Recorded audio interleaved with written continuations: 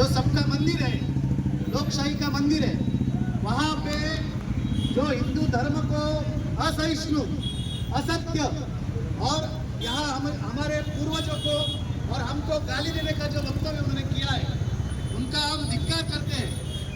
या राहुल गांधी करता काय त्यांच्याकडनं अपेक्षा करणार आपण? जे सहिष्णू हिंदू सगळे जे आज म्हणत असतील की लोकशाही बळकट करण्याकरता विरोधी पक्ष नेता आणि विरोधी जे नेते आहेत ते पाहिजे, लोकसभेमध्ये त्यांची संख्या असली पाहिजे, या लोकसंख्या त्यांची वाढली आणि अजून यांच्याकडनं काय अपेक्षा करणार? जर हिंदूंनी एक मताने जर हिंदू हिताच्या करता मतदान केलं असतं तर लोकसभेमध्ये असं झालं नसतं। आणि आज हे जे त्यांनी वक्तव्य केलं आहे, याच्या पुढे जर असं वक्तव्य केलं तर बजरंग दलच्या पद्धतीने त्यांना उत्तर देईल।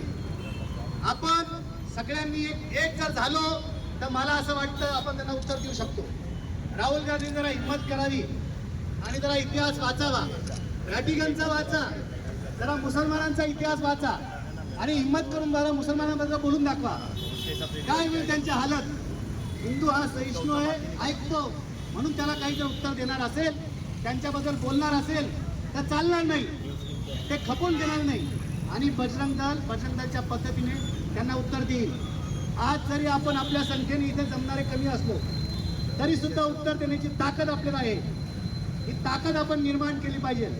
बरं, राहुल गांधीकडनं आपण अपेक्षा बी काय करणार की त्यांचे दादा असे म्हटले होते की आय एम ॲक्सिडेंटली हिंदू। मग ॲक्सिडेंटली हिंदू आहे, हे हिंदू नाहीच आहे, हे ख्रिश्चन आहे, एक क्रिप्टो ख्रिश्चन आहे। यांनी मुसलमानांचं लांबून चालन आणि हिंदूंचा घात हा नेहमी केला आहे। असत्य ते बोलतात आणि आम्हाला सांगतात की हे ते करणार आहे। आता कुठे गेला बटाटा आणि आता कुठे गेला सोनं, हे त्यांनी दाखवावं आम्हाला। 1 लाख रुपये खटाखट ते कुठे आहेत ते बी आम्ही बघू। या हिंदूंवरती अत्याचार आणि हिंदूंवरती अन्याय किती दिवस सहन करणार आम्ही?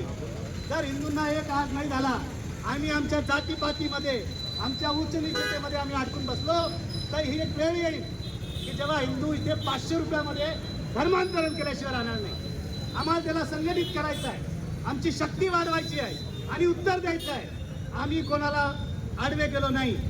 आम्ही कधी अटलजींनी कविता म्हटली, हिंदू तन मन हिंदू जीवन, रग रग हिंदू मेरा परिचय।